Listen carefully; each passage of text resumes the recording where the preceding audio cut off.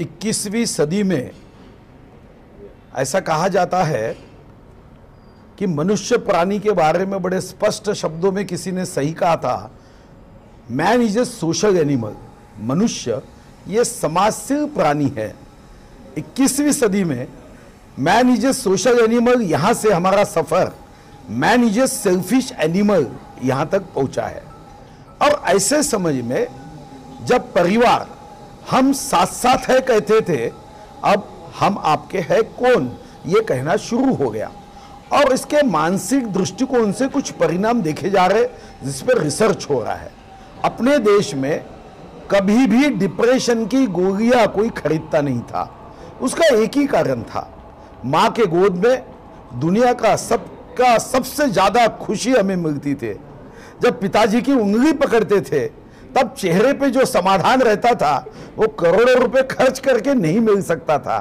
मगर जब कोई बच्चा ये अपने परिवार से वंचित रहता है, और हमारे मराठी में जैसे एक गीत है कि वो चाहे राजा हो सम्राट हो, स्वामी तिन्ही जगाचा आई बिना भिकारी। तो जब कोई बच्चा माँ के बिना रहता है तो उसके बारे में चिंता होनी चाहिए। और ये चित्रपट की मुख्य भूमिका है। जब हमारे संस्कृति में हमारी मौसी कहानी बताती थी, हमारी माँ कहानी बताती थी, हमारी नानी कहानी बताती थी, दादी कहानी बताती थी। और ऐसा विज्ञान कहता है कि -9 to +5 यह हमारा जीवन का, हमारी स्मरण शक्ति, हमारी बुद्धिमत्ता का जो भी विकास होना चाहिए, उसकी क्षमता बढ़नी चाहिए, यही उम्र में बढ़ती है। बचपन में जो बातें हम सीखते हैं, जो सांस्कृतिक मूल्य हम समझते हैं, जीवन में एक अच्छे इंसान बनने के लिए वो काम में आते हैं। आज हमारे सलील कुलकर्णी जी ने जो चित्रपट बनाया है वो इसी मूल्यों के आधार पे है। ये हमारे जीवन मूल्य जो कथा से हम तक पहुंचते हैं, यही तो एक अच्छा मानव बनाने में कारगर होगा। रास्ते बनेंगे, इमारतें बनेगी। अगर अच्छा मानव बनाने में हम कामयाब नहीं होंगे तो ये सारी निर्जीव वस्तुएं हमारे जैसे जीवित व्यक्ति के जीवन में आमूलाग्र बदलाव नहीं कर पाएगी। ये इस कथा का मुझे लगता है मुख्य उद्देश्य हो सकता है। और यही सलील कुलकर्णी जी, हमारे भारतीय भाभी जी, जो भारतीय हमारे श्रीकांत भारतीय मित्र है, भाभी जी ने इसको एक मिशन के रूप में लिया है। उनको सदिच्छा देने के लिए, शुभकामना देने के लिए, और उसके काम को सिद्धि विनायक भगवान भर भर के आशीर्वाद दे, शक्ति दे, ऊर्जा दे, उत्साह दे, इसलिए मैं इस कार्यक्रम में उपस्थित हुआ हूँ। एकदा काय झालं, ये जो फिल्म है this is about a story teller. जैसे अभी सुधीर भाऊ ने कहा, वो हमेशा मुझे बहुत सालों से आशीर्वाद दे रहे हैं, शुभकामनाएं उनकी हमारे साथ हैं। तो ये फिल्म एक, जैसे उन्होंने कहा कि संस्कार के बारे में, जैसे बचपन से जो स्टोरी से जो कन्वे होता है तो ज़िंदगी भर वो याद रहता है। जैसे बचपन की, और स्टोरी सिर्फ स्टोरी नहीं होती, जब स्टोरी कोई बताता है तो उनका स्पर्श भी होता है, उनकी आवाज़ भी याद रहती है। अगर नाना की आवाज़ हो, दादा की आवाज़ हो, आवाज़ भी याद रहती है मन में। तो ये एकदा काय झालं, ये मराठी में कोई भी कथा जब शुरू होती है तो एकदा काय झालं से होती है, इंग्लिश में वंस अपॉन अ टाइम से होती है। तो ये जो काम है श्रेया जी का, उसका भी एक संदर्भ इस फिल्म में है। तो मुझे बहुत अच्छा लग रहा है कि एक बड़ा काम, मैं स्टोरी लिखते हुए एक काम का इनका संदर्भ भी मेरे फिल्म में आ गया है। तो आई एम फीलिंग ब्लेस्ड कि एक इतना अच्छा काम करने वाले लोग, they feel connected to my film. आणि जसं आत्ता सुधीर भाऊ म्हणाले की सिद्धिविनायकाकडे प्रार्थना करतो त्यांच्या कामासाठी, आणि सगळ्या मुलांना घर मिळावं, सगळ्या मुलांना गोष्ट सांगणारे आईवडील मिळावे, कारण ते डोक्यावरचा हात प्रत्येक मुलाला मिळायला हवा असं मला वाटतं। नमस्कार। बहुत अच्छा लगा, क्या पिक्चर था, बहुत अच्छा पिक्चर था, अच्छा लगा देख के, मज़ा आ गया। ऐसा देखने मिलता नहीं है, फर्स्ट टाइम देखने मिला, बहुत इंजॉय आ गया सबको, बच्चे लोग को बहुत मज़ा आया देख के। ऐसा अरे चांस नहीं मिलता, ऐसा आज का भी चांस मिला, बहुत मज़ा आ गया, इंजॉय भी आया। अभी इस फिल्म से क्या सीख रहे हैं आप लोग? वो पिक्चर से हमें बहुत कुछ सीखने मिला। क्या मिला सीखने को? त्यात म्हणजे मराठी में बोलो, कोई बात नहीं।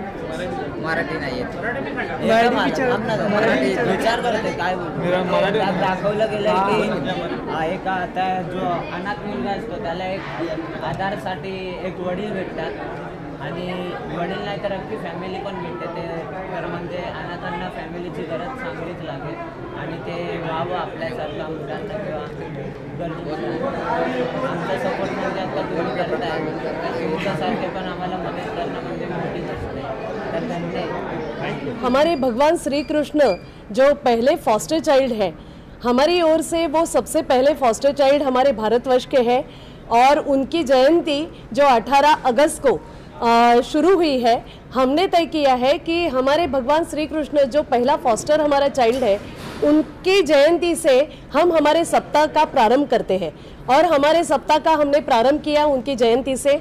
उनकी जयंती के अवसर पर हमने अलग अलग से एक्टिविटीज़ की शुरुआत की और हम ये सप्ताह के दरमियान हम यही बताने जा रहे कि अनाथ नहीं स्वनाथ. हम अनाथ ये शब्द को यदि हम कहते हैं कि ये बहुत निगेटिव शब्द है, ये बहुत दुर्बलता, बहुत निगेटिविटी, बहुत करुणा, बहुत एक असक्षमता, ये सभी प्रस्तुत करने वाला शब्द यदि है तो ये लाचारी और ये दुर्बलता और ये निगेटिविटी हमें नहीं चाहिए क्योंकि हमारे बच्चे ये अनाथ नहीं है, ये सभी स्वनाथ है. तो क्यों ना हम एक पॉजिटिव शब्द उनको दे दें.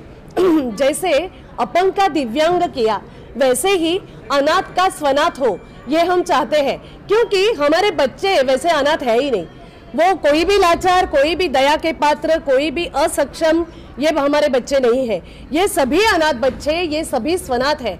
ये अपने स्वयं के नाथ है क्योंकि उनका नाथ कोई नहीं है लेकिन वो अपने स्वयं के नाथ है. वो स्वयं प्रेरित और स्वयं तारा है और वो हमारी खुद की जो अपनी दिशा है वो खुद तय करते हैं. अपने संघर्षों से जूझते हुए, अलग अलग यातनाओं से, अलग अलग से पीड़ाओं से गुजरते हुए अपनी मंजिल खुद तय करने वाले ये हमारे स्वनाथ बच्चे हैं. 70 से भी ऊपर बच्चे आज इस मूवी देखने आए हैं. हमने ये मूवी देखने का प्रयास इसलिए किया था कि इसी बहाने हम फोस्टर केयर का प्रचार कर सके, लोगों तक ये बात पहुंच सके कि केवल अडॉप्शन ही एक ऑप्शन नहीं होता है इन बच्चों के लिए, फोस्टरिंग भी होता है. और जैसे आपने पूछा था, जितने भी बच्चे आज अनाथ आश्रम में है उन्हीं में से काफ़ी बच्चे फोस्टरिंग के लिए आज रेडी है. बस सोसाइटी को पता नहीं है, इसलिए स्वनाथ के थ्रू हम ये प्रयास कर रहे हैं, हम लोगों तक पहुँचने की इच्छा रख रहे हैं. धन्यवाद.